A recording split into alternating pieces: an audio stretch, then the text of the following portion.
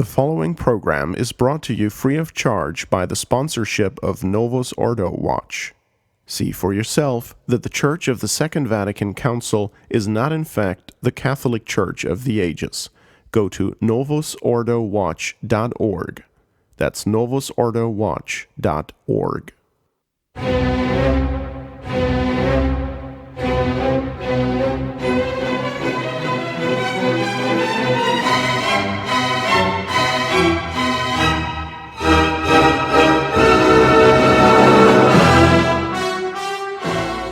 Welcome, ladies and gentlemen, to Francis Watch on member-supported Restoration Radio.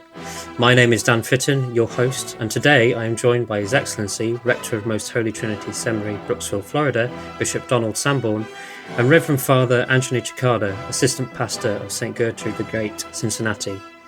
Welcome, my Lord and Father. Thank you for having me. Pleasure to be here once again. And welcome once again to our listeners. It's never a dull day in the Novus Ordo Church.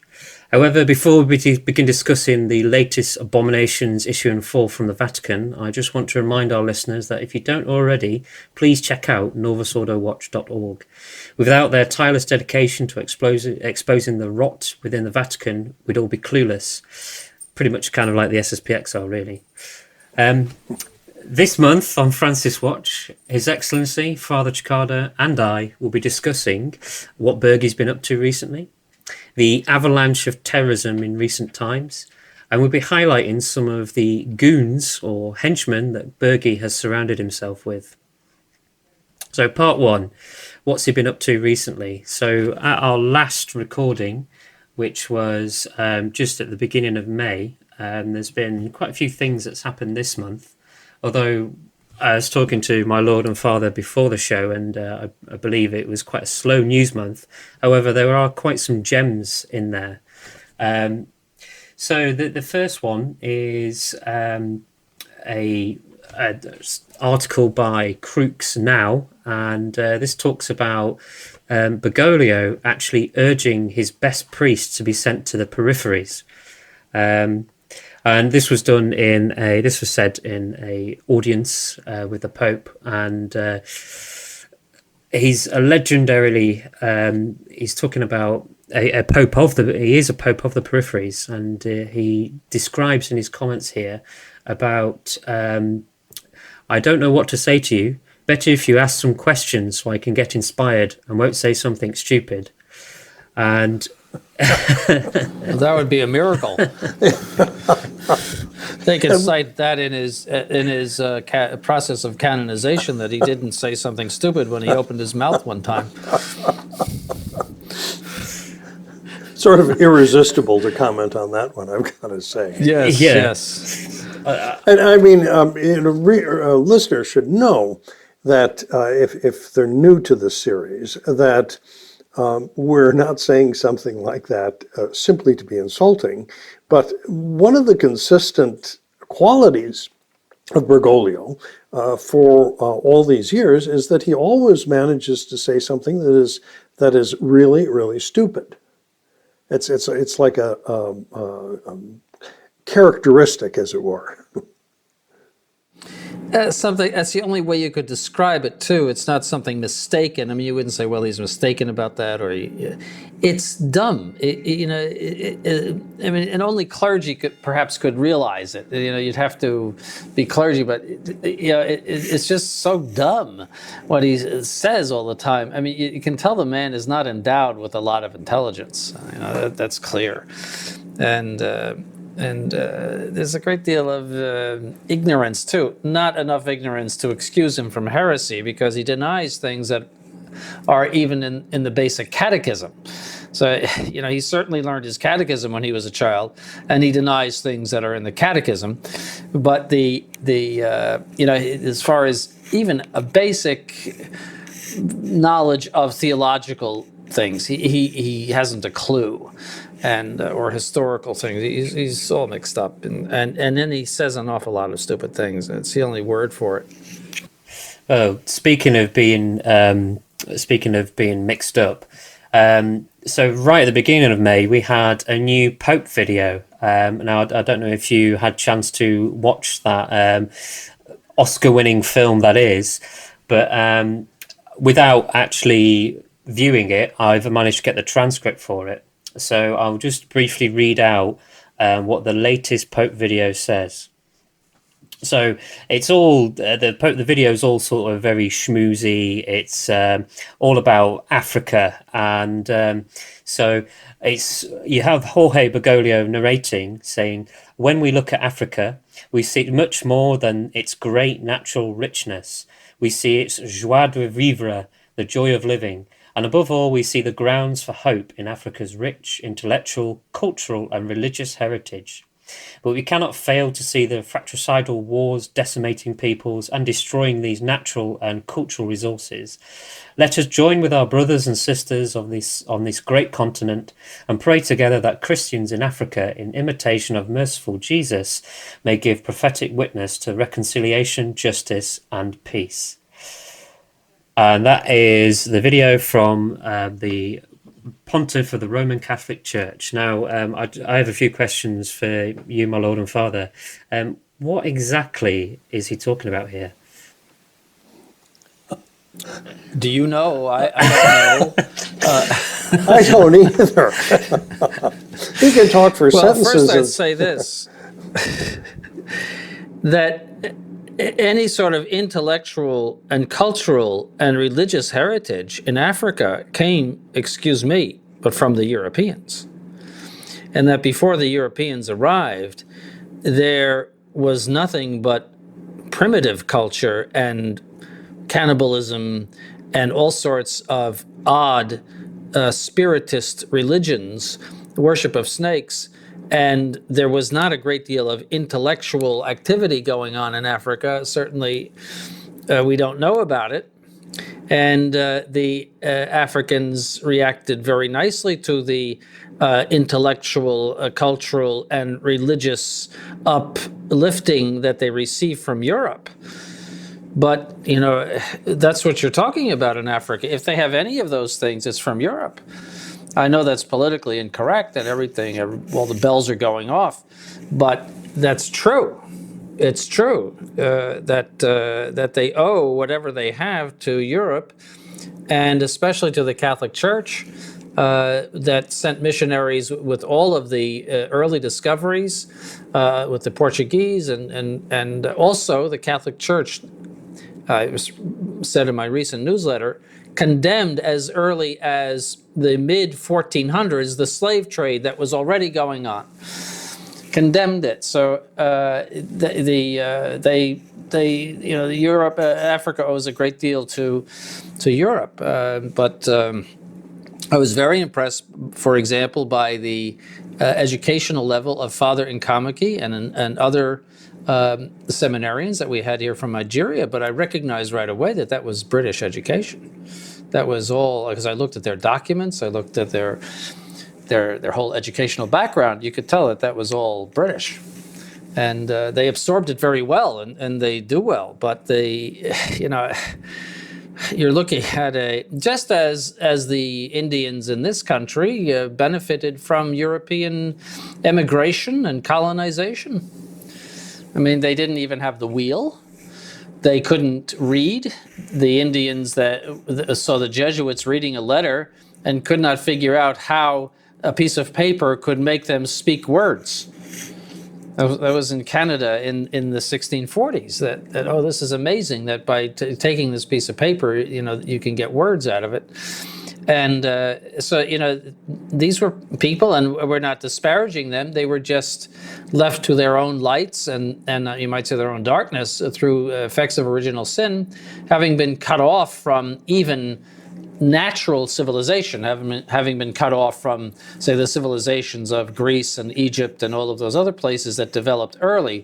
For some reason or other, they got lost out of those civilizations and were in very primitive conditions, and they lived in survival mode, what you call survival mode, just going from day to day.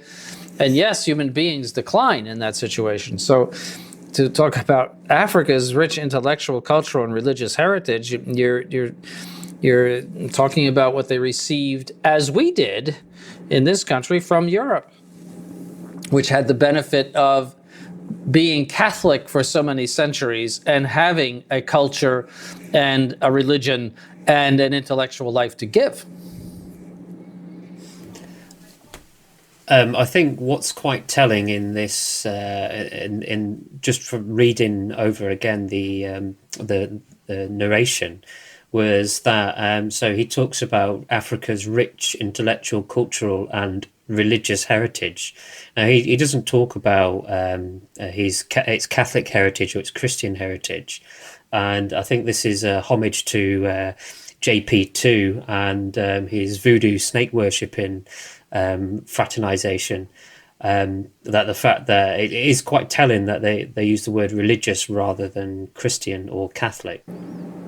Yes, but this is all in accordance with their ecumenical beliefs, which are contrary to the Catholic faith.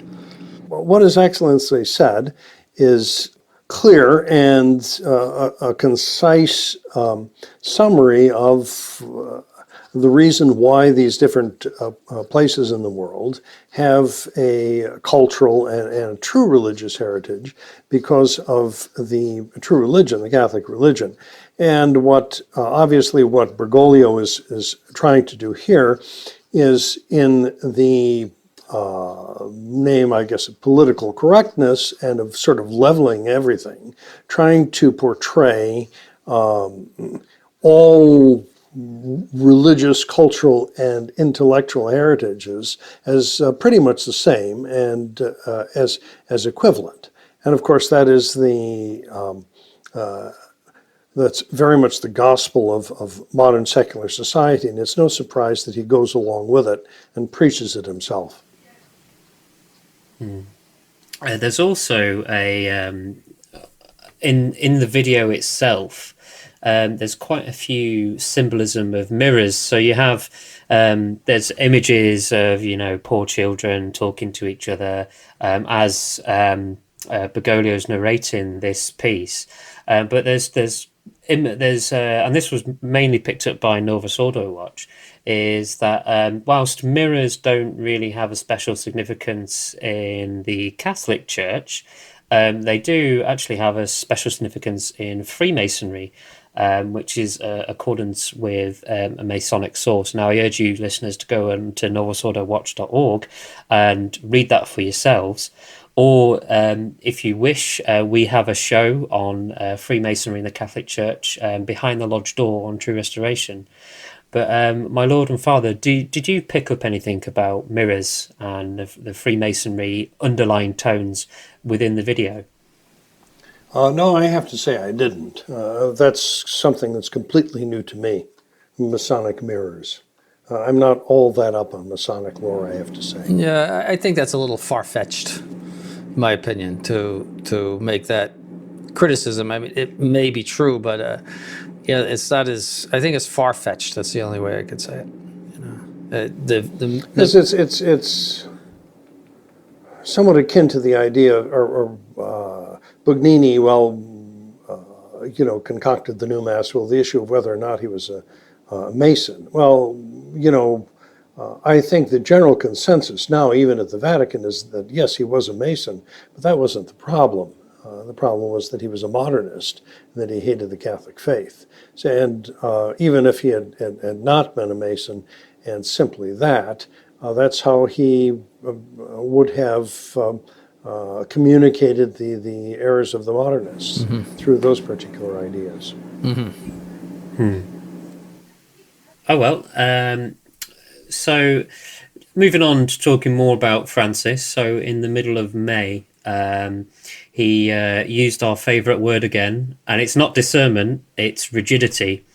So this was at a morning mass at the Casa Santa Marta, and he was talking about the first reading was from the Acts of the Apostles, and Bergoglio focused on the figure of St. Paul, who from being a rigid persecutor became meek and patient proclaimer of the gospel. And I'll read the quote from the homily. They are rigid people living a double life. They make themselves look good, sincere, and when no one sees them, they do ugly things. On the other hand, this young man was honest. He believed that, I think, when I say of this, of many young people in the church today who have fallen into the temptation of rigidity. Some are sincere, they are good. We have to pray that the Lord may help them grow along the path of meekness. Being tempted by rigidity, that's the one quote in there that struck out to me, my lord. Yeah, to say, first of all, that St. Paul became meek and patient, as if he turned into a lamb. I mean, not to say that he lacked those virtues, but he was a tiger. You can see his personality coming right up off the page in those epistles. And he was a roaring lion. And whenever it was necessary to call a spade with regard to people who were out of line, he did so. I mean, there are some quotes from St. Paul where you can see there's some very justified anger in him, and he's quite rigid. He's quite rigid on the question of adultery and fornication, for example. Very rigid. Those people are going to hell.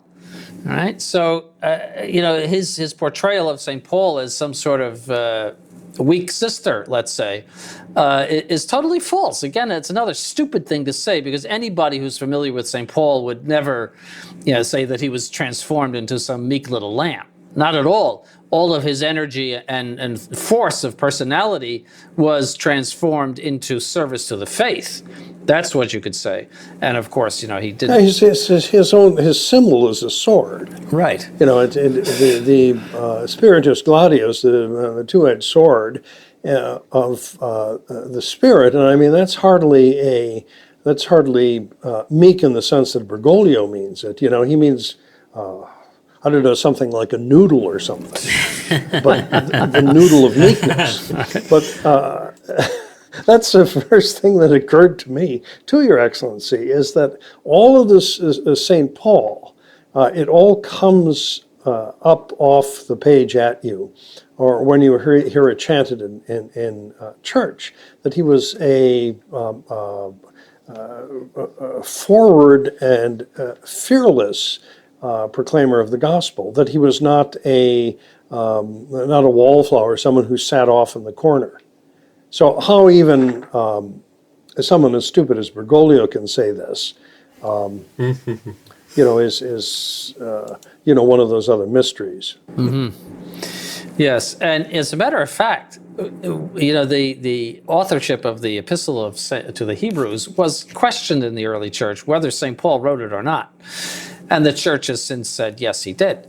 But the reason is that his style is so different in Hebrews.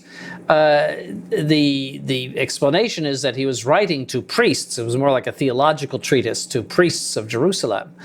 Not to Catholic priests, but to the temple priests of Jerusalem.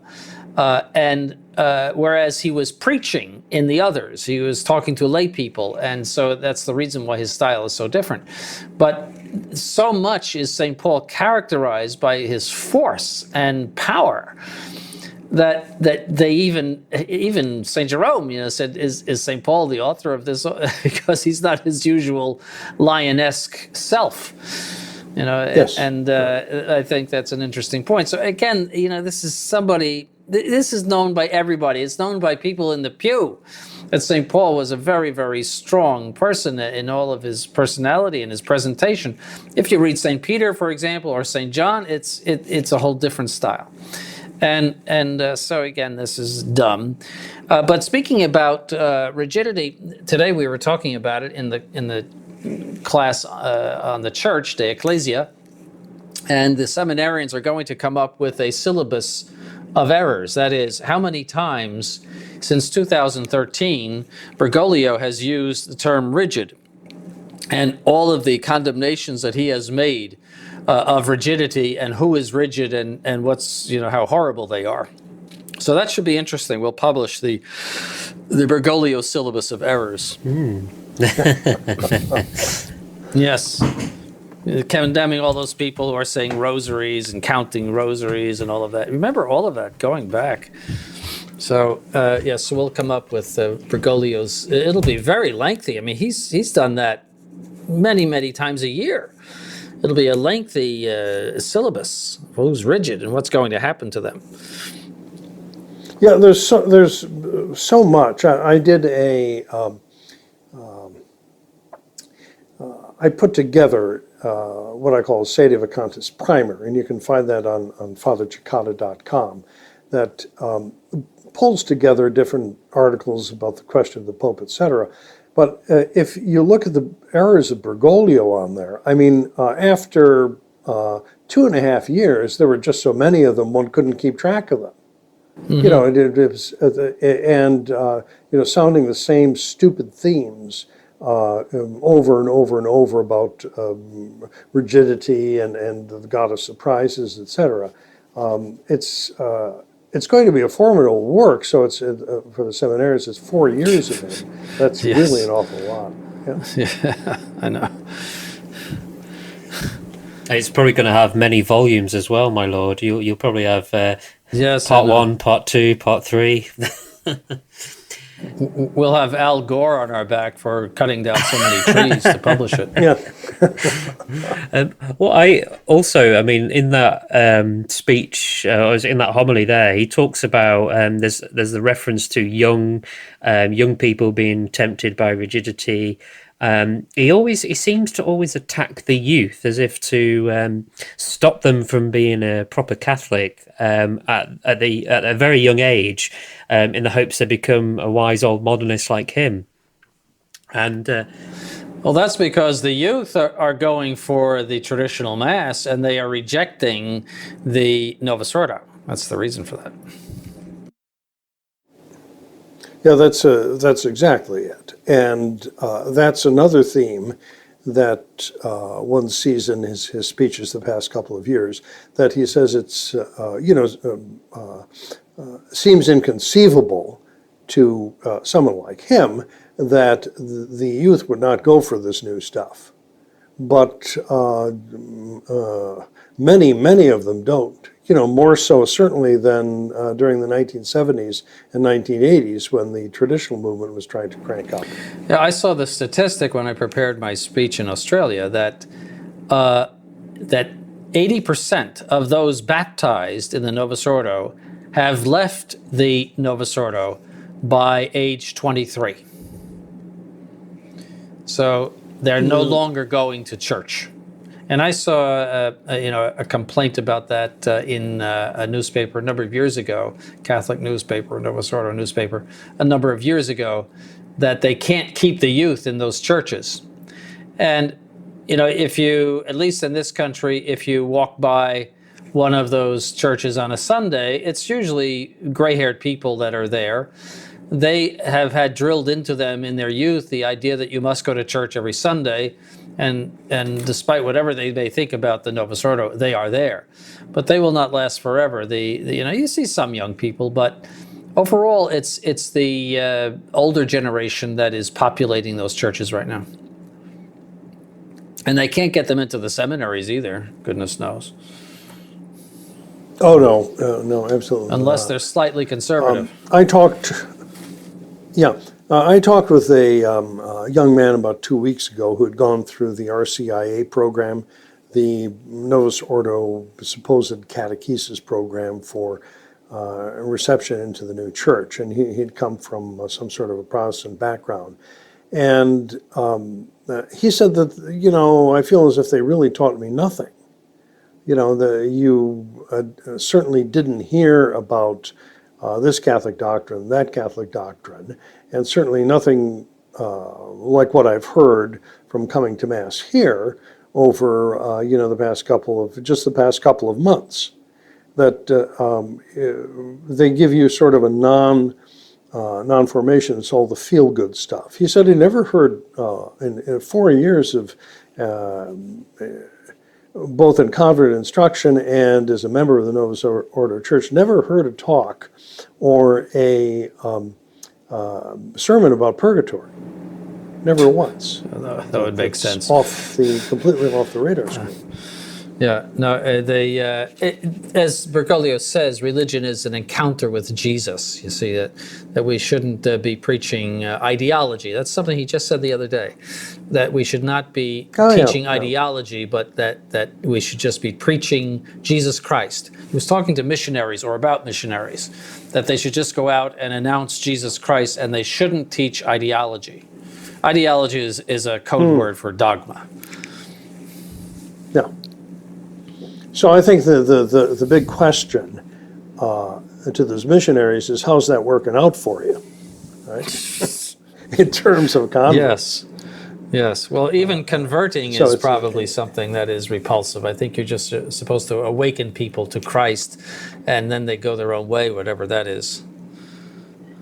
Oh, that's the new evangelization. Yes. Yeah. I mean, you see it increasingly in modern times that people who have a Christian background, they choose not to baptize their child or christen their children, because they want them to grow up and choose their own religion when they reach age. And contrary to that, I also have several non-Catholic friends who baptize their children anyway, and they never go to church. They go to church for the christening or the baptism, and then the children never go and the parents never go. And it's the cultural acceptance. So you must get your children baptized. It's the same thing as getting married in a church. You must get married in a church because that's what we've always done. And I mean, both cases are pretty much an absurdity, really. That's known as ceremonial religion, where there's no moral aspect of the religion at all, nothing. But it consists purely of ceremonies. It was like the ancient Roman religion. Every once in a while you'd take a chicken and sacrifice it in front of an idol. But there was no code of morals. It did not affect your moral life in any way. Just as long as you go through that ceremony. And there was a superstition, that the more chickens you do, the better off you'll be, or something like that. It was all based on that, and it was cultural because that was the Roman religion. See, so it was what everybody did.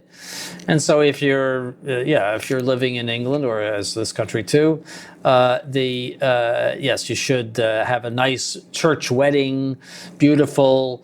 The Protestant minister gets up and has that quality of talking for about 20 minutes or a half an hour and saying nothing, absolutely nothing, a totally brainless, blank sheet.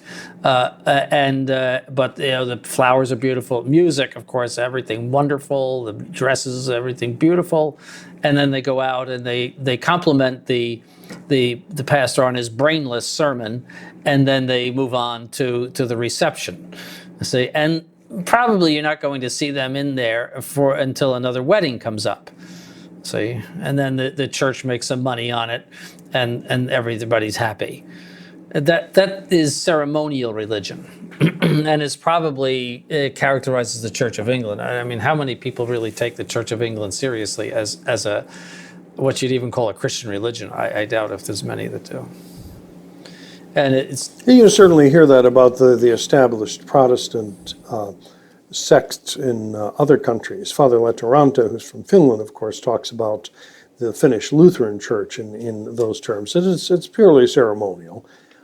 Same thing for the other Scandinavian churches. And now that, of course, is the case for the post-Vatican II sect, that they have in many places simply turned into, ceremonial religion. Yeah, I mean, another example of that, to segue into another topic, is when Father Eldracker was visiting London, both himself and we were in Westminster Abbey, and we managed to persuade the rector or the dean people there to let us into the chapel of, or to go to the tomb of Saint Edward the Confessor, a great English Catholic. Are those the ones that wear that absurd costume running around that cathedral? Yeah, they had like blue robes on, and this lady. Yeah, I've always wondered who they were.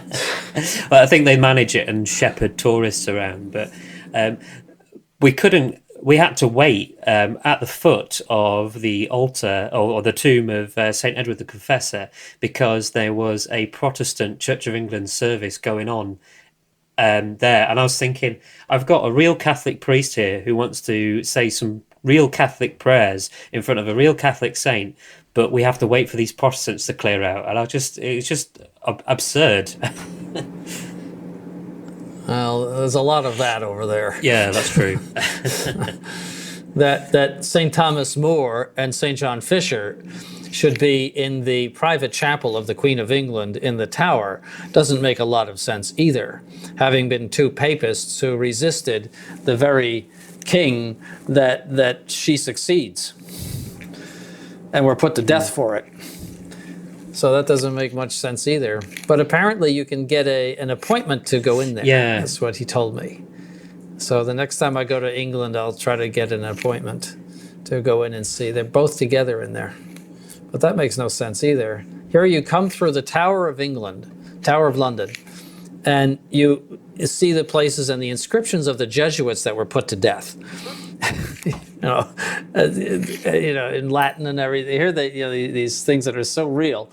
Then you end up in the chapel, and in that chapel, which belongs to the Queen, according to the person that we asked, that was standing there, that's the Queen's property, and there you have these two martyrs who say that the Queen is not the Church of England, the head of the Church in England, but rather the Pope is, and they lost their heads for it.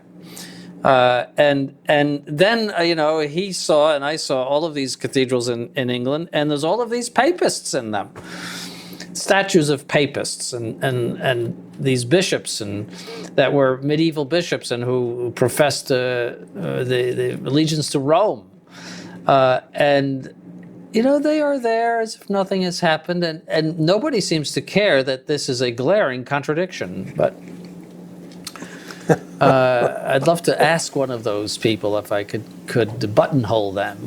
How do you make sense of this? They would probably come up with some sort of wishy-washy answer, and God is love, and we're having an encounter with Jesus, and that will sum everything up, right. So I'd like to move on there. The next topic is something that Father Cekada sent me from, and we spoke briefly before about the NCR. So I was asking, what is the NCR? The National Catholic Reporter, and I believe it's an American website. Yes. And this is talking about annulments. And so I'll just briefly read the blurb.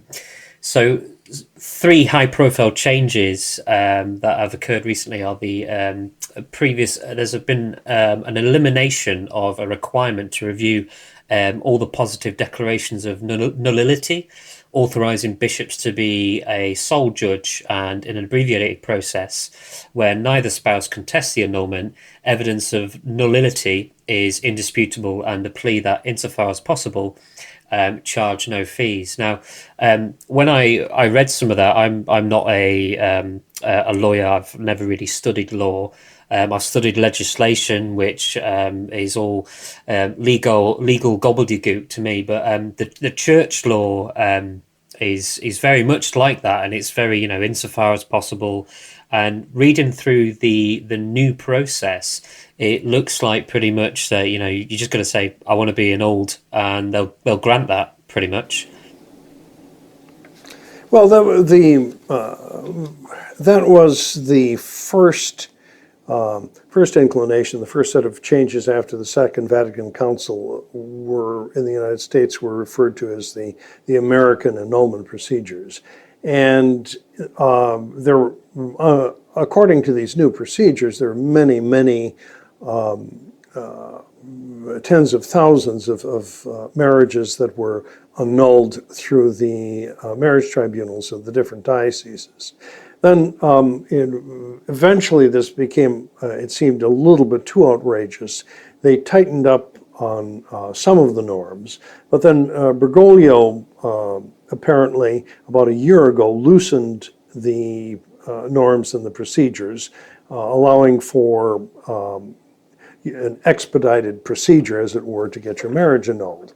But the interesting thing is that the head of the Canon Law Society in America, Father Bruce Miller, who is also in charge of annulments for the Diocese of Alexandria, said that there's been an increase in new filings for annulments in his diocese. That whereas you had 50, 51, 40 in earlier years, now he had 107 new filings in 2016.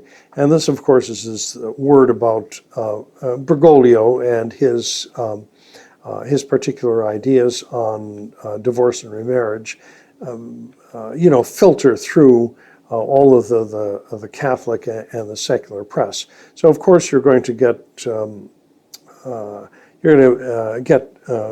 many, many more annulments in the long run. On the other hand, I think part of the reason for the decline in annulments, some of the observers of these statistics in the Catholic Church said, is that fewer Catholics are interested in getting married in the church. And so this particular question doesn't really come up at all. That you get married, you get divorced pretty much as in the same way that seculars would. So there's not that much of an impact, obviously, none at all, on these people in the revised annulment procedures. And if they do decide to return to church, they can discern, according to Bergoglio, and do discernment. They can discern, that first marriage or the first 2 or 3 marriages were invalid, and then they can receive the sacraments, or become permanent deacons, or whatever. And notice too, first of all, there's also a lot of living together, so there's no marriages anyway for a lot of cases. But notice the bishop in this case would be the sole judge, so that means you don't have an ecclesiastical court where the facts are tried. So he's sole judge, you're sitting in his office essentially, and you have both spouses who are not contesting it. That is an absurd situation, because when people are going for an annulment, it means that the marriage is on the rocks. So that means there's an interest in both of them to terminate the marriage. So they're going to say anything that it takes in order to terminate the marriage. Secondly, what is required for annulment now is so totally different from what was required before the council. There were very limited cases.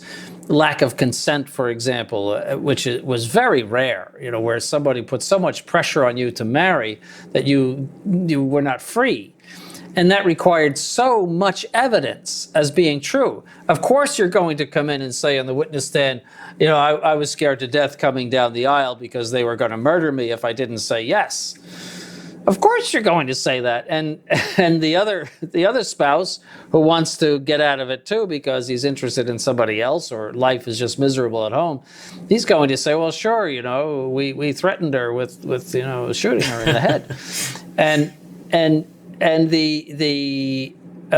so in the past you had to get witnesses in to corroborate, objective witnesses to corroborate something like that, and that's where a number of judges would sit and there would be somebody defending the bond and somebody who was just like a court where there's somebody that's promoting the annulment, somebody not promoting the annulment. So it would test the facts, and you had to come up with some real testimony before any kind of fact like that could be established legally.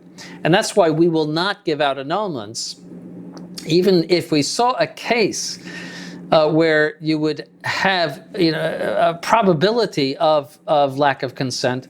We cannot declare it. See, we might see something that would say, well, there's probably lack of consent here, but we are not ecclesiastical judges.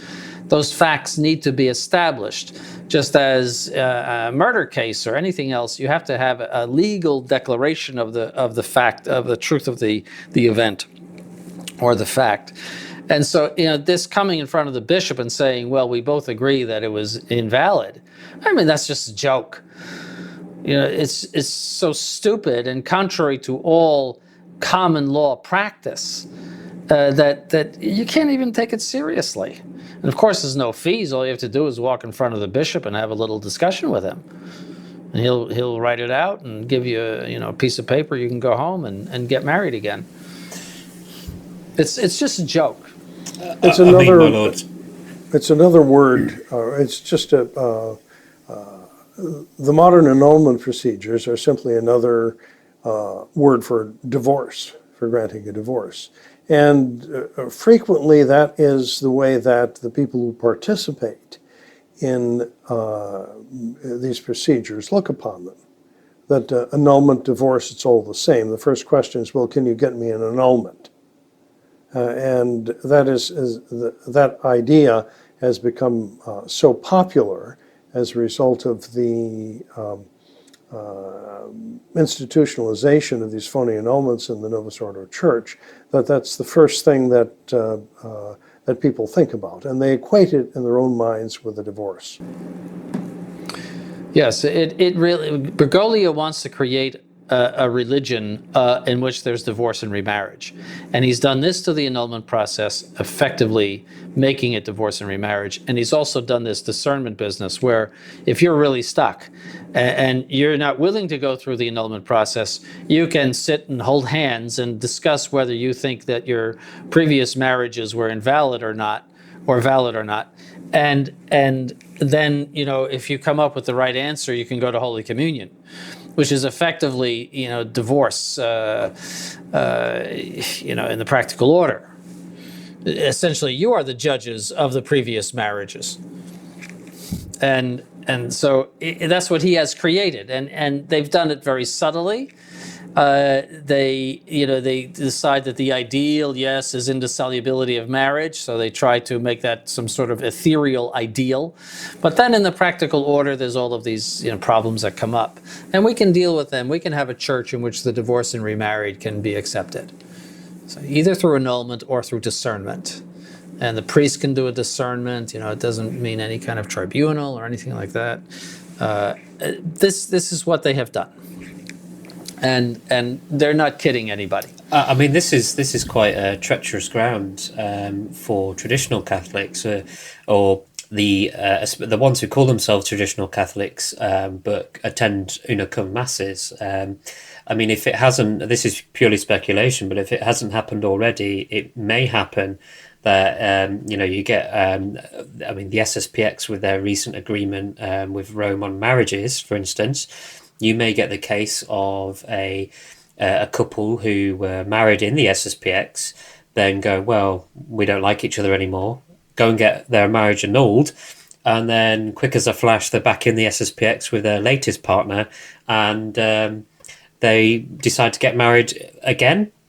So effectively, they're divorced and remarried, and the SSPX will have to say, well, yeah. Because that here comes the bride.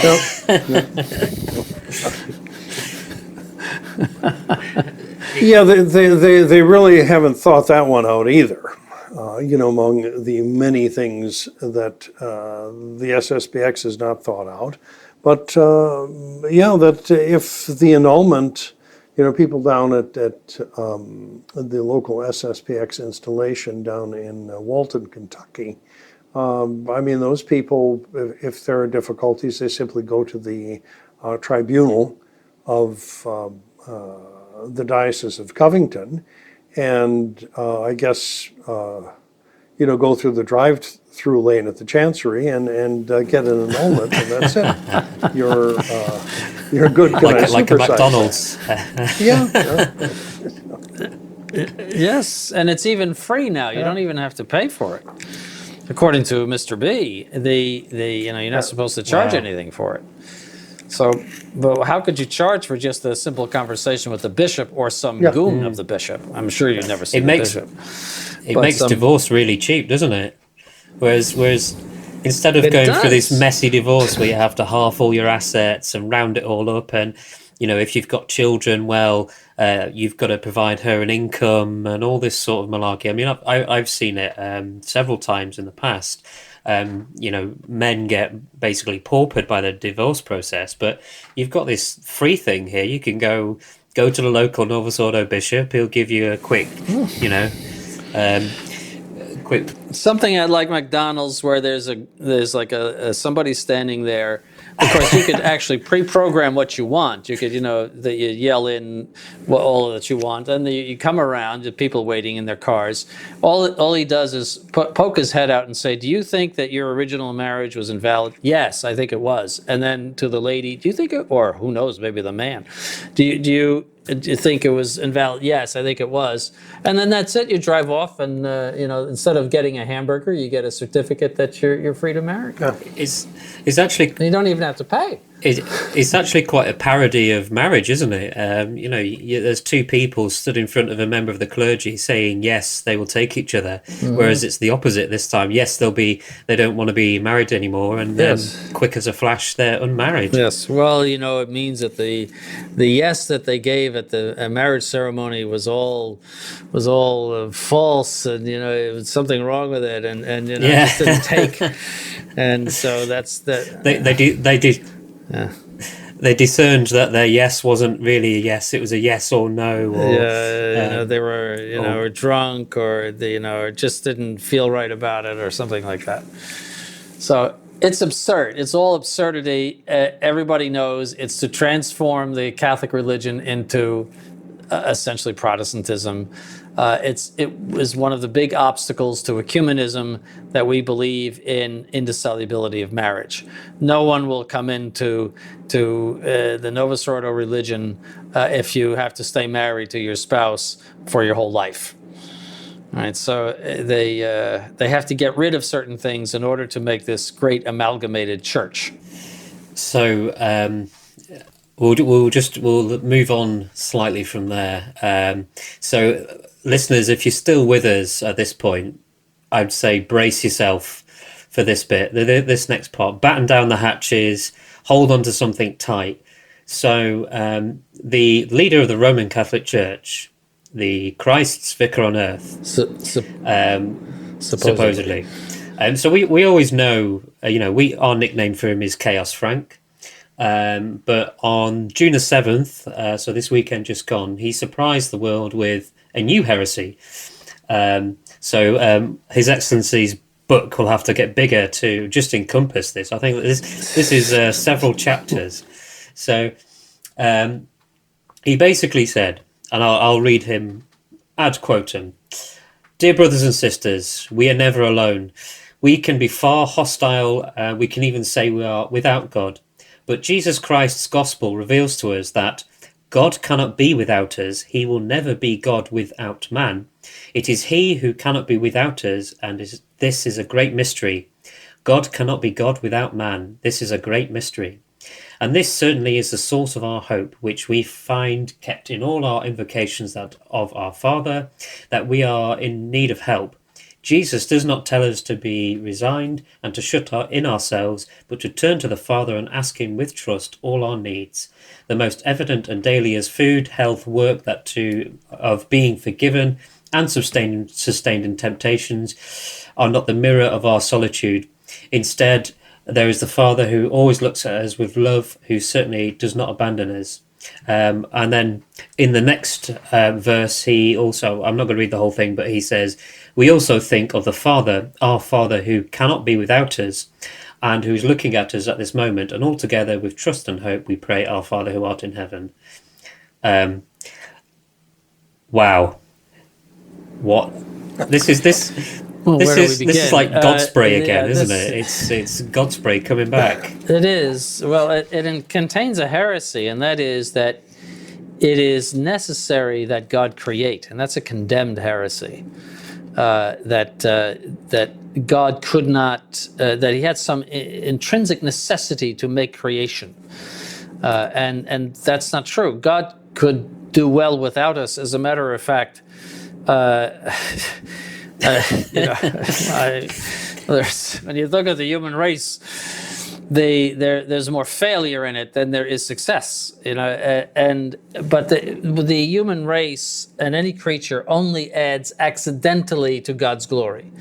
He is perfectly content and happy in himself, and had no necessity or reason, compelling reason, to create. The only reason for his creation was the manifestation of his glory. That's Vatican I. So we are creatures that are designed to manifest the glory of God. That's our purpose of existence. So, and again, so it's heresy, but it's also stupidity.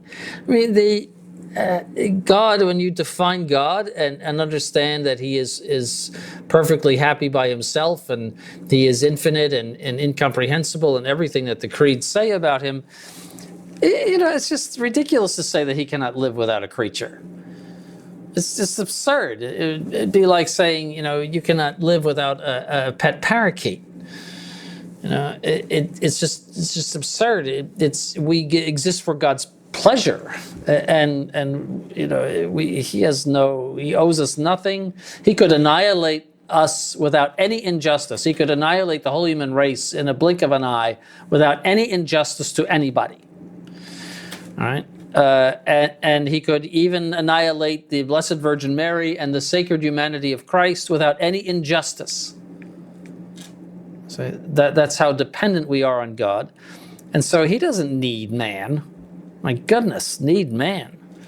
I mean, the fact that he spares us from destruction is a testimony of his infinite mercy, because we provoke him every day. And speaking humanly, we give him a lot of trouble. Look at what he did at the flood. This was one of those statements that, I was testing the second graders for First Communion, and I thought that this statement is so stupid that not even a confused second grader would make it. But, Yes. It's coming from someone who is supposedly the head of the Catholic Church on earth. It's so idiotic. Yes. The other thing that I read about it that is interesting is that apparently this idea is found in Jewish Kabbalistic literature and in the Talmud. And this idea of God needing man somehow.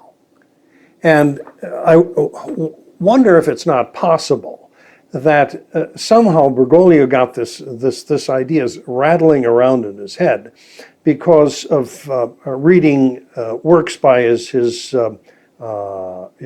buddy, that Argentine Rabbi Skorka, that something sort of stuck in his little pea brain, and he decided that this was the time now to bring it out into the light. That wouldn't surprise me. Yes, it's heretical and stupid. Yeah. That's it's anybody with a brain could figure out that doesn't make any sense. He's God, and as God, he doesn't depend on anybody or anything. Or it sounds also sort of Gnostic or something like that. It's Yes. bizarre. He's got some sort of idea that God needs. I mean, he's talking in his homily about the Our Father prayer, and it's almost as if he's saying God needs us to pray, or his warped version of saying, God cannot be God because we don't pray to him. And I mean, that is very atheistic. I mean, is the Pope of Surprises, eh?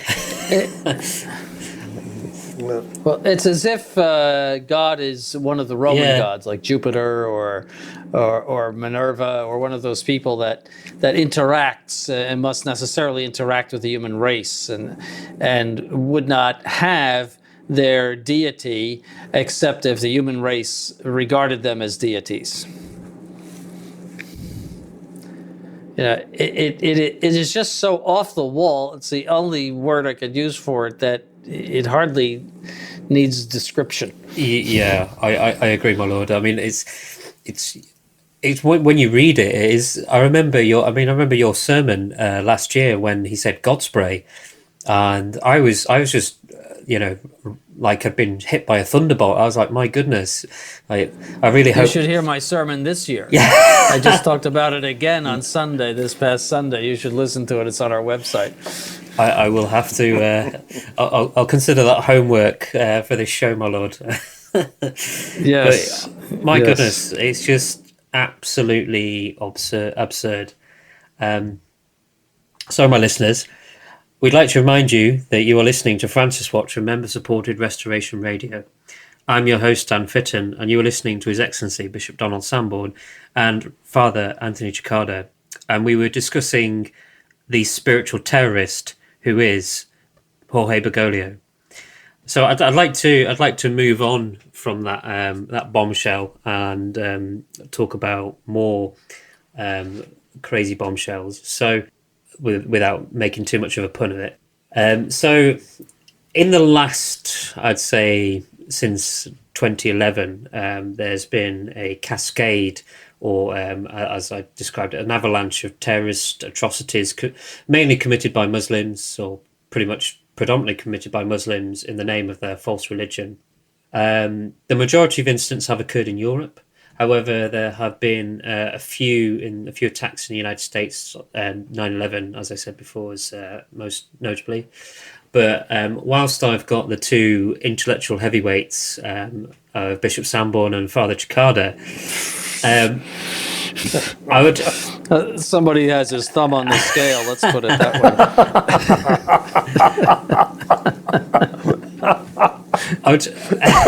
Very good. I'd like to discuss what is a traditional Catholic response to these acts, and considering the not to be detrimental to your age, my Lord and Father, but you have seen in the past 50 years this terrorists, these Muslims get more and more brazen, shall we say. Where they go bomb children in Manchester and take big knives and behead people.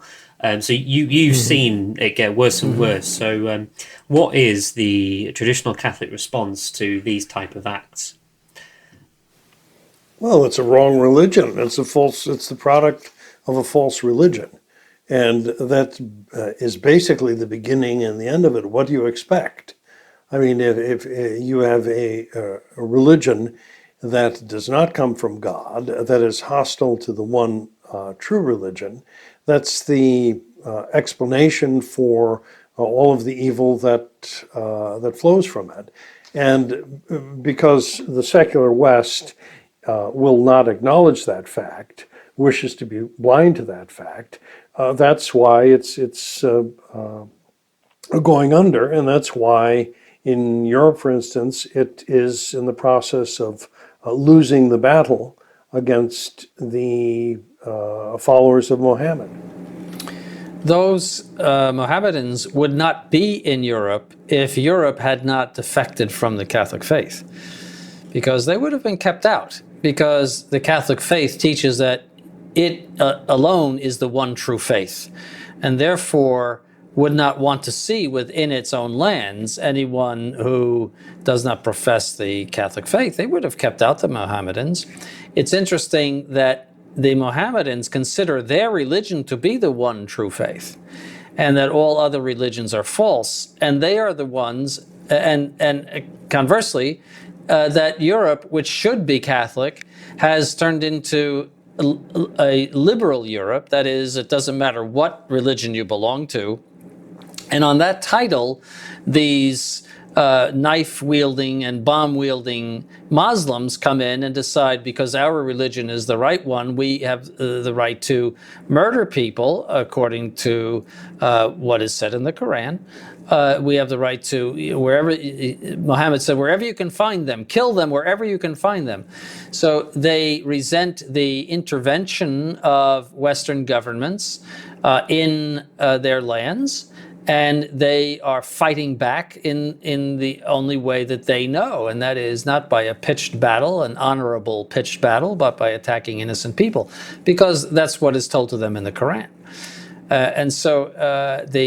But it really goes back to 1948, and it goes back to yet further into World War I and the Peace of Versailles, and that is the cutting up of that area into spheres of influence by England and France, whereby the West was imposing itself on those areas that had been perfectly Muslim and at peace with I mean, they all hated together the Turks. All of those tribes and peoples detested the Turks, but because they were all together on that, they managed to get along more or less. You see, they were Shiites, and some were Shiites, some were the other type, Sunnis, but they all hated the Turks. So the Europeans were not there, really.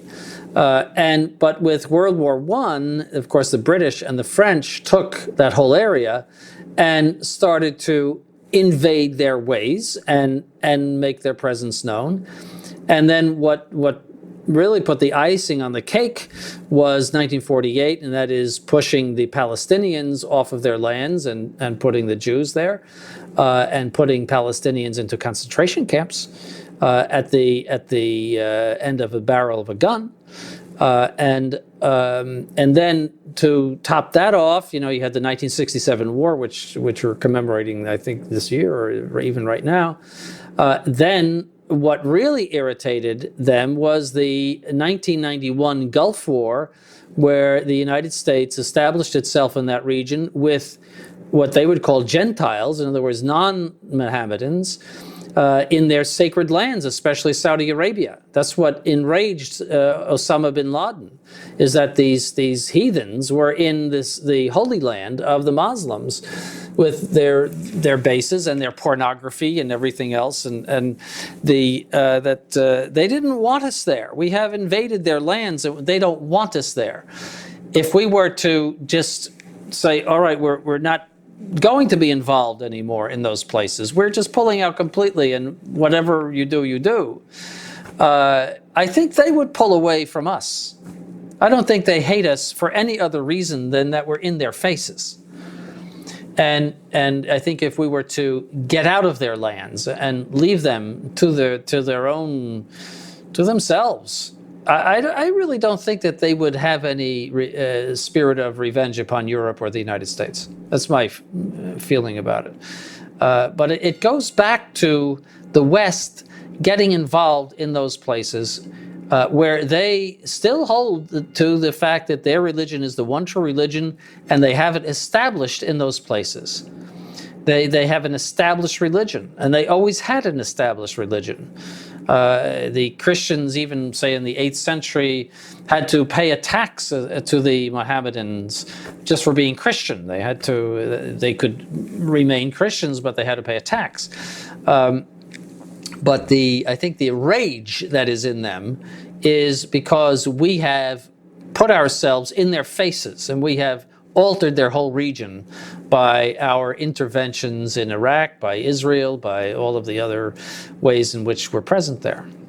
And so I think that's just going to continue and until either Europe becomes smart and says, we have to keep these people out, and until they put under or deport people who are even under significant suspicion of being terrorists. I mean, you find out when you read the newspaper reports, well, all of these people were under surveillance. I mean, these people that come in and stab and kill and blow up, well, they were under surveillance by the police. Well, why didn't you arrest them and put them in some sort of detention if they are even under suspicion of that? serious and founded suspicion of that. You have to protect your populace, your people, and if these people are assassins, which is, by the way, a Muslim word, it's an Arabic word, assassin. That means somebody who stands behind the curtain and stabs. It has something to do with curtains. These people are assassins. Well, they have to be treated in an entirely different way from your average criminal. I see. Those are my reflections on it. That the Europeans are handling it all wrong. They're too soft. They're too liberal. They love their liberalism more than their own people. And these are the people running the country. They're in neighborhoods where you would never see a Muslim. And if a Muslim walked by their front door, they would probably call the police.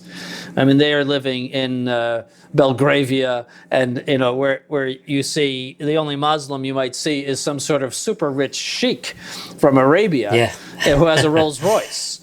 That's Islam for them, who is obviously is not going to blow up the building. And so these are the people running the country who are totally immune from any of this sort of thing and who never get hurt by it. And they love their liberalism more than they love their own populace and their own people. And that for as long as that's true, you're going to see these horrible interventions of Muslim terrorists. It's an excellent perspective, historical perspective of what the source of the problem is. All of the offenses against these different people by the ruling class of the West, the imperialists of the West divvying everything up to their own benefit. And if we look at all of the trouble that is caused in countless regions throughout the world, it's really shocking. It's really appalling, because one has the tendency all the time, as you think that, well, necessarily, if the West does it, it's that there is some sort of perhaps some sort of a higher motive for it. But all of the national and political divvying up of the map in the Middle East was all to the benefit of the British and of the French, and to a certain extent the United States as well. And so we have reaped the whirlwind as well. And too, it's that's the case in Africa. The United States Army told Truman, have nothing to do with the establishment of Israel. Have nothing to do with it. It's just going to cause trouble. It will be endless trouble. But Truman went ahead and supported it. And by the way, did you know that the British in, I think, 1920 or 1921 dropped poison gas on the villages of the Iraqis to put down a rebellion? I don't know if you know that. They used their planes to drop poison gas. I didn't know that. I thought that was, that was, yes. And I saw that on a British video, actually. And I thought it's curious that we went to war because supposedly Saddam Hussein had poison gas, and when the British were using it actually back in 1920 against the Iraqis themselves. So, I mean, it's been just trouble ever since the Europeans and the Americans got involved in that area. And why I don't condone, obviously, what they do, but you can understand their irritation. Imagine if it were the reverse, and really it's becoming the reverse now. They are in our faces, especially in Europe, but here too. We have a bigger land and more places to put them. But there are some areas where, especially in Detroit area, where they get up in these minarets and sing out that Allah is the only true God, and they with their trumpets or whatever they do, their horns. And these are in neighborhoods that were once Polish or just ordinary neighborhoods. So they are doing to us what we did to them, and you can understand their irritation. I do. It's like what Father said just then. We've reaped what we've sown, and we're tasting the wheat, and all is not good. Yes. I mean, there's two sort of points that I want to talk about. I think the first one is the modern reaction to this kind of this kind of an attack. So, for instance, the Manchester bombing, or I mean, we could even go as far back as Paris. Now, I found a quite an interesting. There's a Facebook article I saw the other day, which was the emergency response plan to terrorism. Step 1, put a tearful cartoon up, i.e. a heart or something, etc. Change your Facebook flag to the country of that was attacked. 3, cry. 4, light up your local building or monument with the colour of the country that was attacked.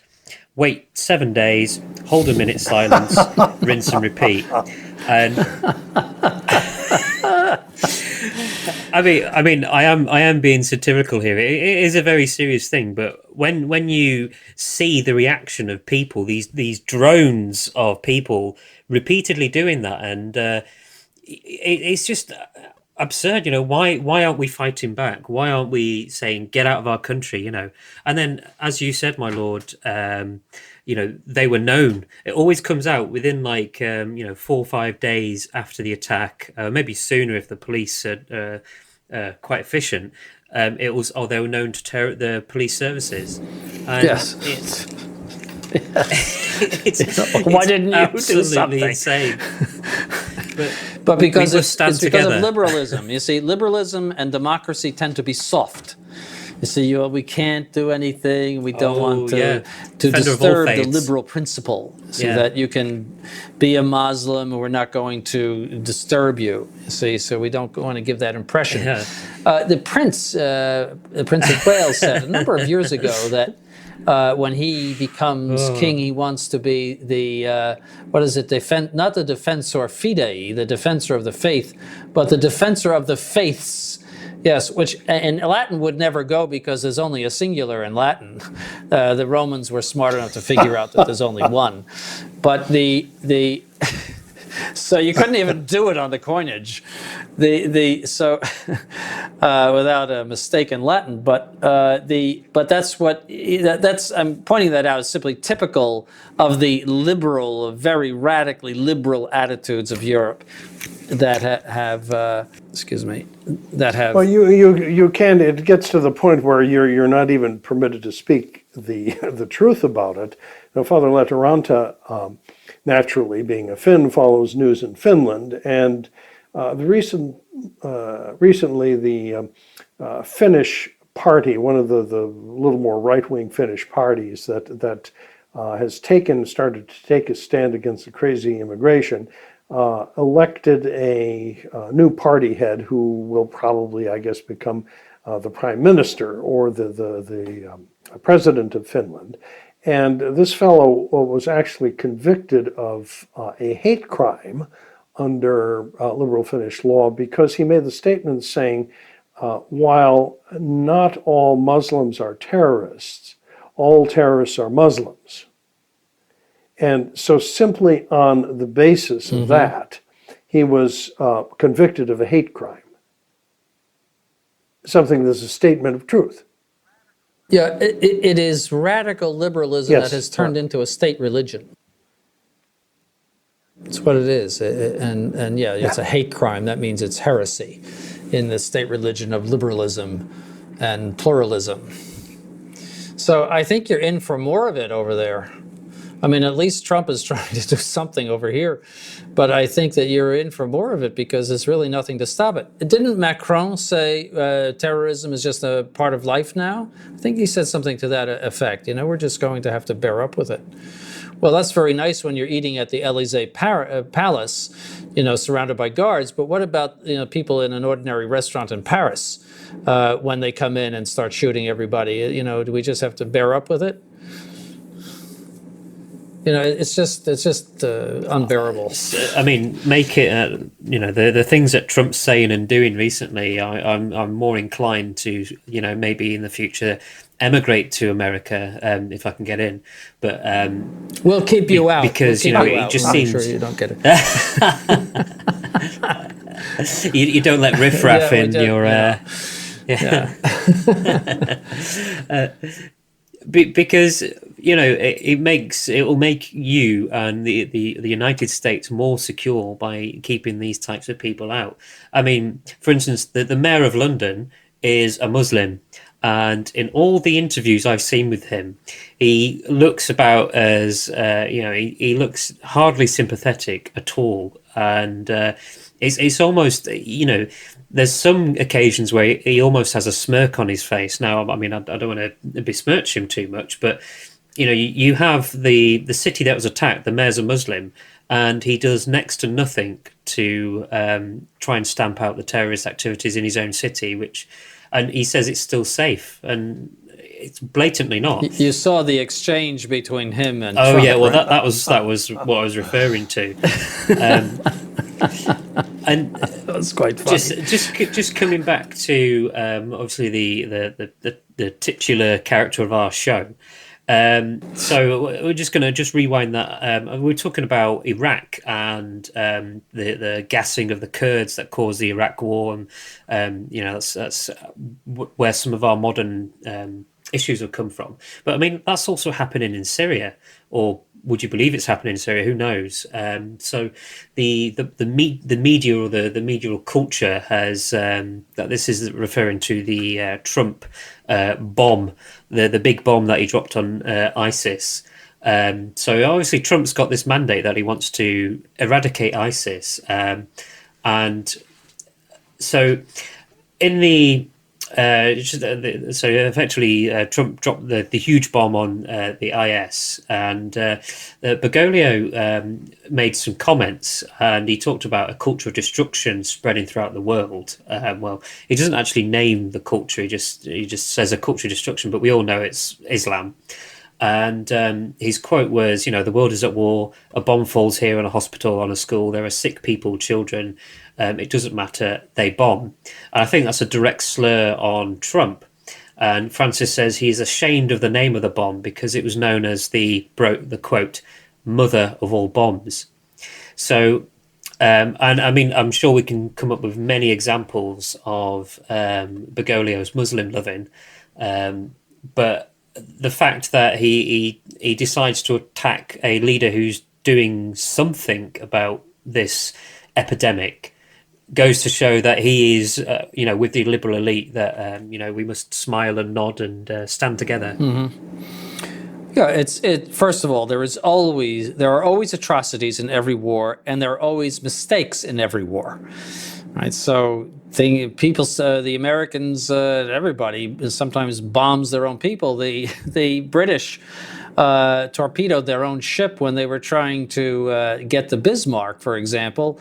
Because it was foggy or something, the planes went out, and they thought, well, this must be the Bismarck. In fact, it was a British destroyer. And so they sent these torpedoes after the British destroyer. It happens. Things happen in war. And the question is whether the war is justified. And you do the best that you can not to either attack your own people or attack civilians, innocent civilians. And sometimes civilians are not so innocent either. Sometimes they pick up arms against their attackers, and then they become legitimate targets. So I'm just giving general principles. I'm not speaking about any specific act in these wars. But if there's a war, there are going to be mistakes and there are going to be atrocities. People are enraged. They're going to do things that are wrong, but that does not affect the moral integrity of the war one way or the other. And for him to say, well, to point out these really exceptions is again a stupidity. Well, of course it's a war. What do you expect? And the mother of all bombs, I mean, why is that some sort of sacrilege to call it the mother of all bombs? First of all, as if a bomb is bad. A bomb is good if you use it correctly. I mean, if you use it to bomb an evil enemy, it's a wonderful thing. And that's exactly what he did. He used it on an ISIS series of caves. I mean, the Americans in World War II used flamethrowers against the Japanese on those islands in the Pacific. They would just light them all up inside. which is not really very nice, but this is war. And so, again, he's commenting in a really stupid way, as if war in itself is wrong. Which he maintains it is, doesn't he now? So, well, he did that for capital punishment. Does he? That's, I don't that's know. evil now. And that was good Yes, once, and that's yes. evil now because of discernment and times having changed. And then his stupid ideas on slavery. yes. So, Yes. but he also missed Yes, the allusion. Yeah. The mother of all bombs was actually was a satirical use, I think, of the phrase that Saddam Hussein used. He said that, well, when the Americans invade, it will be the mother of all battles.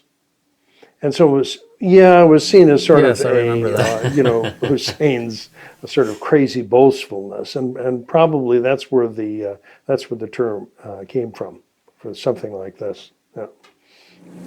Yes. Yes. So I think we've conclude. The words you heard His Excellency say earlier on are echoed by an actual Muslim who. So this was on Pentecost Sunday, so a few hours after the London Bridge attacks. An Egyptian called Wael Farouk described exactly the reason why this is happening. The pluralism of Western societies and the integration and effectively. I mean, His Excellency put it better, but if a Muslim says what a Pope cannot, there's something seriously wrong there. And I think I'll end that topic on that bombshell. not to drop a pun in. So That was the mother of all while battles.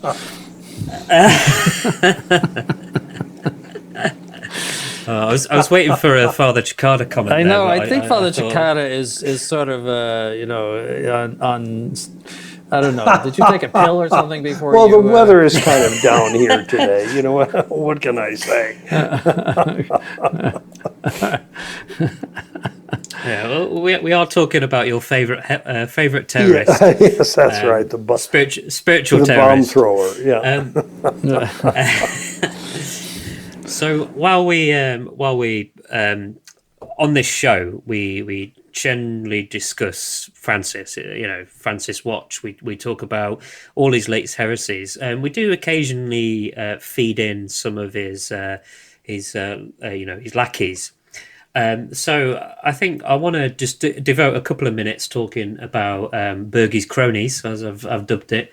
We often lose sight of, Bergoglio drops his major heresies such as, God cannot be God without man. And, we do lose sight of some of the movers and shakers in the background and reptiles, as my mother-in-law would call them, who surround the false Pope.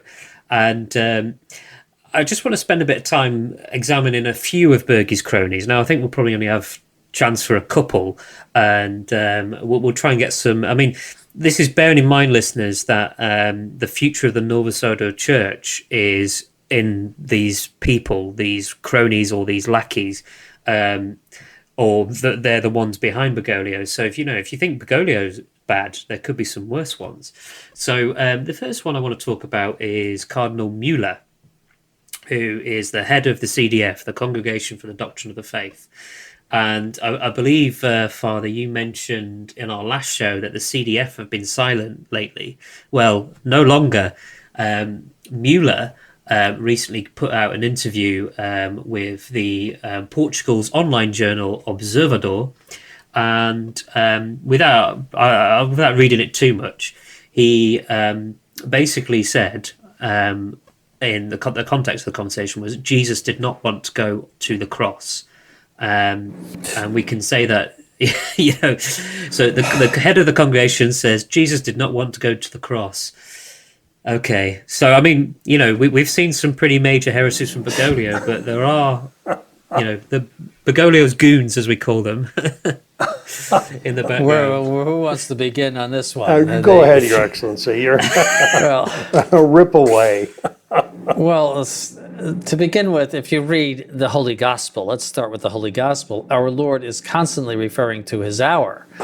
And if you read all of the commentaries on the Holy Gospel, and especially St. Louis de Montfort in The Love of the Eternal Wisdom, the cross was it was the whole mission, was to die on the cross. Just like he was to fulfill what was symbolized in the sacrifice of Isaac, which was replaced by the sacrifice of an animal. But that is the whole Old Testament, and he is the fulfillment of the New Testament by this release of sin through his payment on the cross. To say that he did not want to do that, it is, and also, as Garrigou-Lagrange points out, the great theologian, the value of the cross is principally in his act of obedience to his Father, which he did, of course, freely and with joy, more than it was by payment through pain. The act of obedience of the new Adam made up for the act of disobedience of the old Adam. And that's precisely why it's such a pleasing sacrifice, is that he did that so willingly. And that's precisely why in the agony of the garden, he expressed his fear that if this could pass away from me, please let it happen, essentially. But then he said, not my will, but thine be done. And so therefore, it was sort of the offertory of his Mass. In other words, that he was offering himself as the victim willingly. But he just wanted to show in that certain reluctance that he had, that he was human, and he wanted to show us how to deal with the fears that we might have in professing the faith and receiving various negative effects of professing the faith. So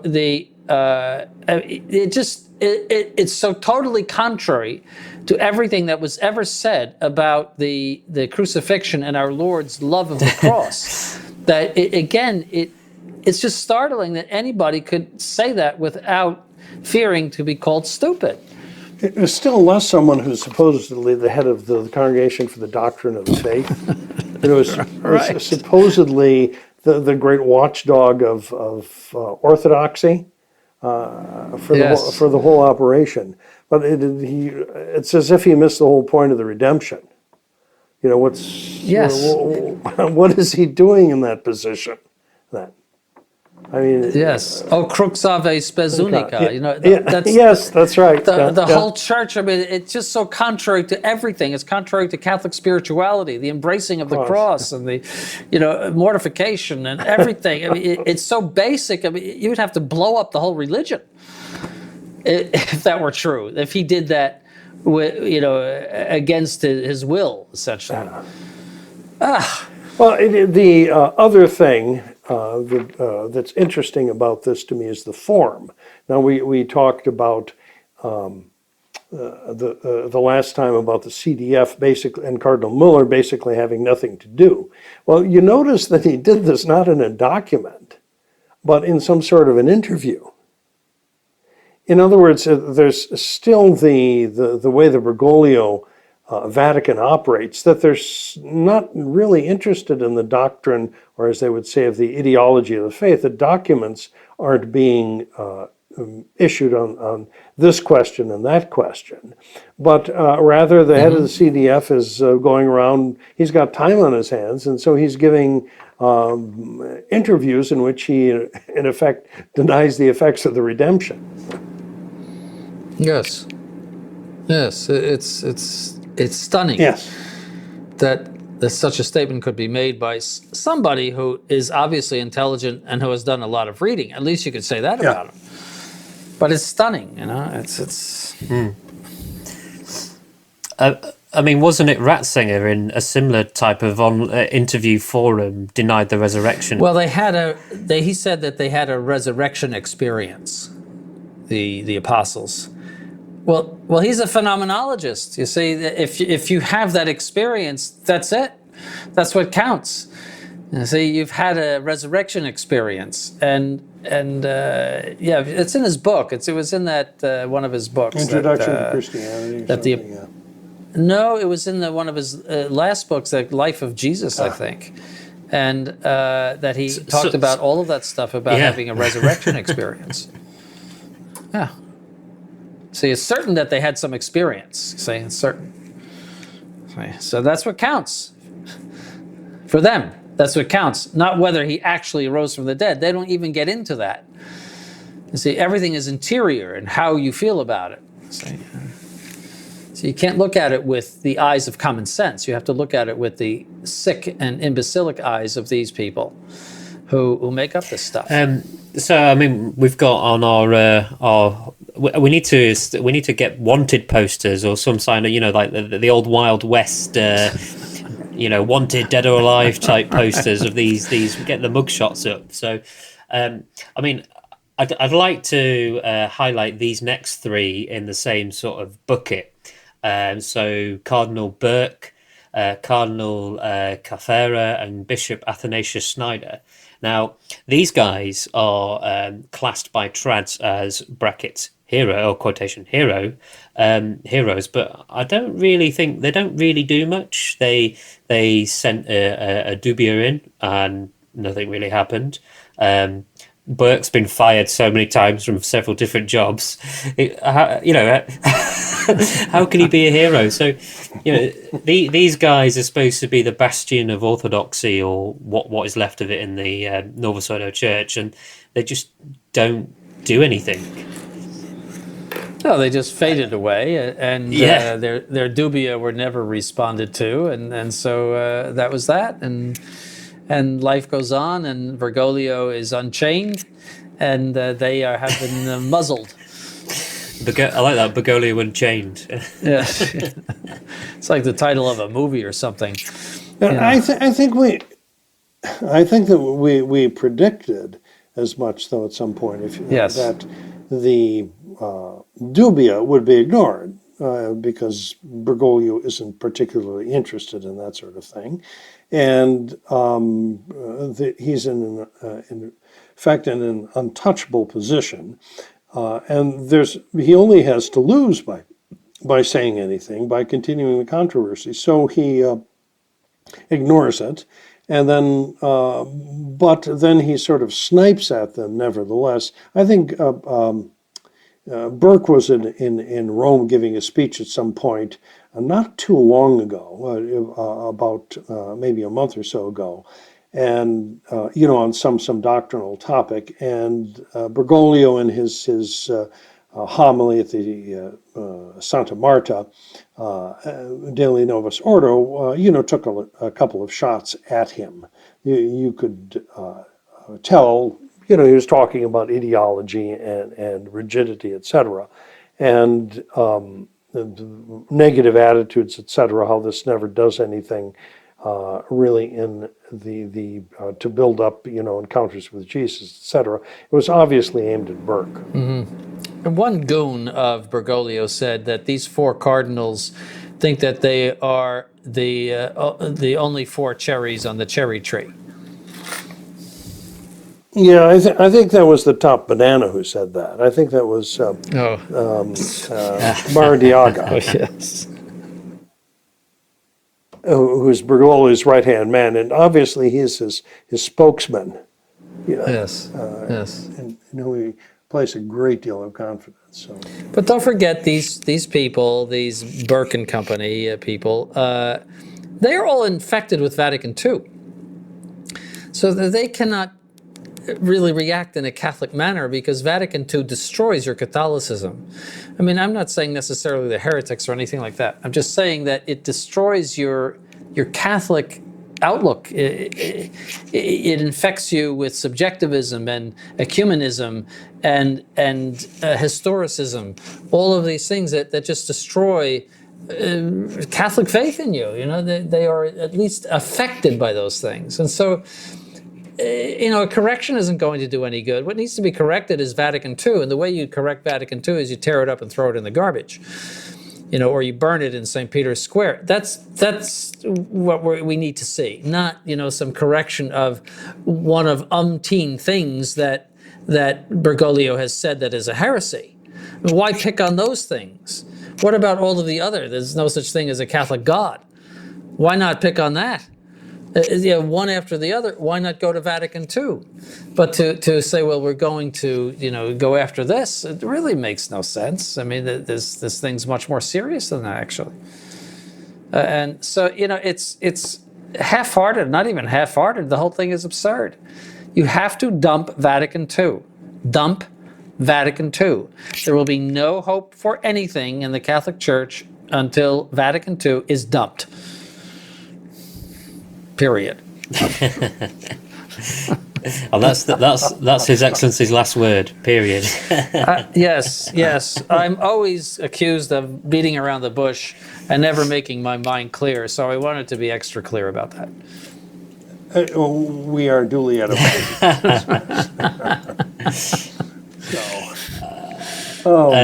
So I think I'll skip over the. So there's a couple more we have, but I will save them for later. I think listeners, give you a treat later on down the line.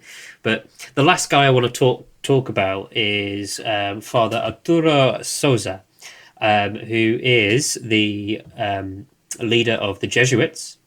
And in an interview with a Spanish newspaper, El Mundo, he gave the following quote. Christians believe that we're made in the image and likeness of God, and God is free, but he always chooses to do good because he is all goodness. We have formed symbolic figures such as the devil to express evil. Social conditioning can also represent this figure, since there are people who act in an evil way because they are in an environment where it is difficult to act the contrary. So you can see, and this is a reminder, listeners, that the head of the Roman Catholic Church, or pseudo-Roman Catholic Church on earth, is a Jesuit. So you can see where he got his training from, quite simply. Well, it's modernist. To say that the devil does not exist and that it's merely a symbolic figure is a heresy. It's heretical. Well, Bergoglio says God doesn't exist. The devil is small potatoes then in comparison to that. Yeah, pretty much. Yeah. But that was what Sousa said. It was a commonplace in the 60s and 70s. I mean, I heard that many times. The idea that the devil, that's a symbolic construct, nothing more. It's not personal, not a fallen angel, whatever an angel may be. So that is that's the theology that Bergoglio would have imbibed, and that's the common theology in modernist circles when it comes to the existence of the devil. Then he gives absolution essentially to murderers and thieves by saying, well, they were in an environment where it's difficult to act to the contrary. That effectively denies a bunch of things. Free will, as if your social environment is responsible for the formation of your will, and that is that you are practically a robot of your social environment. It also denies actual grace. If you sin through your own fault. And it's because anybody who does, even somebody who has never known Christianity, if you sin through your own fault. So that is essentially denial of free will. I mean, what I found most interesting in this is what I said to you earlier on, Father, was that in a similar way to Bergoglio, there was a spokesman for the Jesuit actually says, whoa, he didn't actually mean that. And the spokesman clarified that Father Arturo Souza believes and teaches what the Catholic Church believes and teaches. He does not hold another set of beliefs apart from what is contained in the doctrine of the Catholic Church. So apparently the doctrine of the Catholic Church is that the devil doesn't exist. That was my reading from that. No, that was damage control. What's known as damage control, like when the torpedo hits the side, you have to patch it up. So I think that's probably what that was, that they could see, a negative fallout from that. And all they have to do is say, well, he's perfectly Orthodox, and everyone bobs their heads, yes, yeah, he's perfectly Orthodox. Yeah. And then life goes on. Sort of washes away all the insanity. Yes. Yes. It's like hermeneutic of continuity. Nobody can point it out. No one can explain it. But it's there. It's a unicorn in the forest that nobody has seen. Oh well. Well, I think we've reached the end of another show. I mean, this time we've talked about annulments, terrorism, Bergoglio, more Bergoglio. So I'd like to talk about nice things, and as we always do. So, my lord, do you have any recent plans, and how's life in the seminary at the moment? The same old boring place that it has always been. Is they're going to have exams soon, which are, talk about terrorism. I mean that's our form of terrorizing our students, and we have at least 5 new ones for next year, so again we'll have a full house. I'm trying to think. There's really nothing much. We have a diaconate ordination coming up of a French seminarian, and I don't know. I have no travel plans this summer. I am hoping that will stay the way it is, but I fear that it's going to change because I lost my motive to go to England, and I lost my motive to go to France. And I love to go to England, and I love to go to France, but sometimes I just like to sit at home. And I've been traveling a lot this year, a lot. And so I think, oh, not another airplane ride, please, not another one. And but I might end up in Europe. They're asking me to come to Budapest. So, but that really depends on France and England. So, but it has to either, does it have to go someplace else? I wouldn't just fly to Budapest. So hopefully I can stay home this whole summer. I hope so. But the travel will start again. I really, once we put Father Eldrocker in Australia, we do not want to leave him there to simply be alone all the time. So we'll go out and see him. So I probably will go out to Australia maybe toward the end of the year as I did last year. But I won't stay as long, probably for just a few days. That's a long trip, but I'm thinking of breaking it up in Honolulu. Not that I have any desire at all to go to that place. But my only care about it is that there's a hotel that I can drag myself to after the 8-hour flight from Atlanta, and to face to sleep a little to face the 9-hour flight the next morning to Melbourne. So. So, Your Excellency, surfing has nothing to do with it? Hanging 10 on Wickawattee Beach or something like that? Well, just as long as you don't tell anybody, Oh, my. Well, I'm quite amazed all the time at His Excellency's enthusiasm for travel into Australia. So for someone like myself who's turned into a stay-at-home body, that's quite impressive. The thought of a trip to Australia. I think the only thing I'm going to manage this summer is a trip to the far less exotic Milwaukee, one trip. And now there's a beauty of a place. Oh, there really is. And I haven't tried the surfing there yet, but I don't think that there's too much on Lake Michigan. But that's my ancestral hometown, so I will be going there. We still haven't finished our liturgical season, as it were, at St. Gertrude's. We had, the Sunday before last, we had the Pentecost Vigil, and with confirmations, then we had First Communions on Pentecost Sunday itself, and the ceremonies went spectacularly, and the choir did an excellent job. We had graduation, 8 graduates this past Sunday, Trinity Sunday, and then we wind up things on this coming Sunday with the solemnity, the external solemnity of Corpus Christi, and we have the first communicants, etc., in a procession, and that will be the sort of the close of our choir season, or until probably September. So that's what's happening on that particular front. I have been.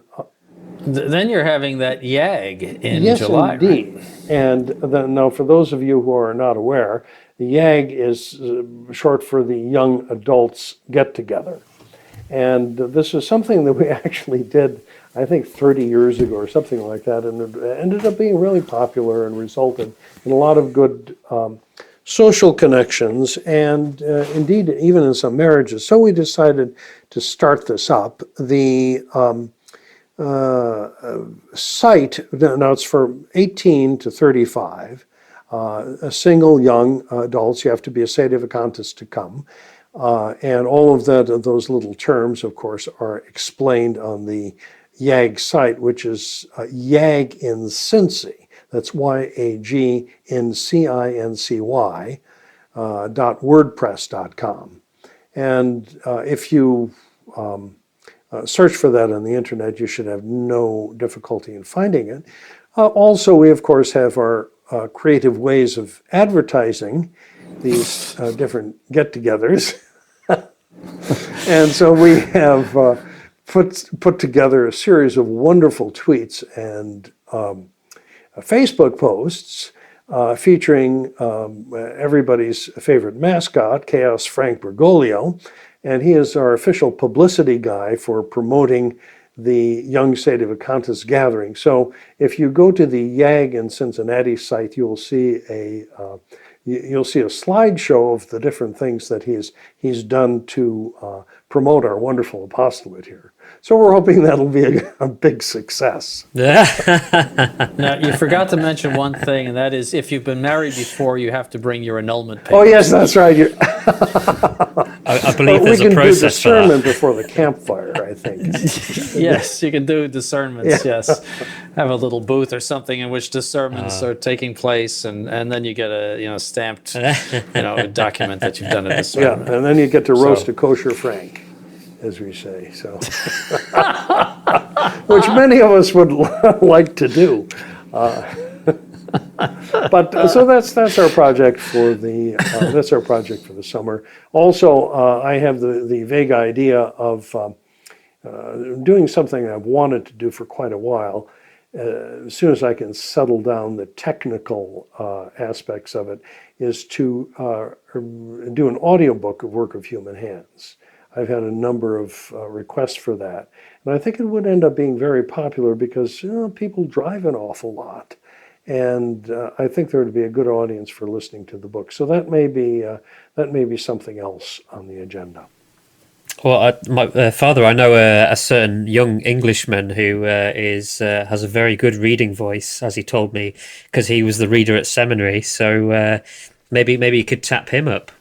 Yeah, maybe we could. And that the received pronunciation. Had so much more class to it than my simple Midwestern accent. Exactly. I'm too common, as the English would say, so my accent would be out of it. So, but I think Matthew might make a good addition. Actually, kill me the for best, saying that. the best would be the cut glass upper class accent of Bishop Williamson. But, for some reason, I don't think he's going to be available for that. Well, you never know. You never know. Well, I'd like to thank you, my Lord and Father, for another entertaining show. And we'll hopefully see you next month. Okay. Looking forward. All right. Very good. Thanks very much for your help. Thank you for listening to Francis Watch.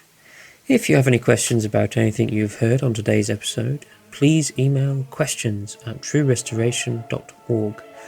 We want to remind you that Francis Watch is a production of member-supported Restoration Radio. All rights are reserved, and any duplication without explicit written permission is forbidden. To obtain permission, please write to copyright@truerestoration.org. All of us here at member-supported Restoration Radio Hope that you found this show to be informative, helpful, and beneficial to you and your faith. In return, please think of offering a Mass, a Rosary, or even a simple Ave for our work the next time you pray. For the Restoration, I am Dan Fitton. May God bless you. This program was brought to you free of charge by the sponsorship of Novus Ordo Watch. See for yourself that the Church of the Second Vatican Council is not in fact the Catholic Church of the ages. Go to novusordowatch.org. That's novusordowatch.org.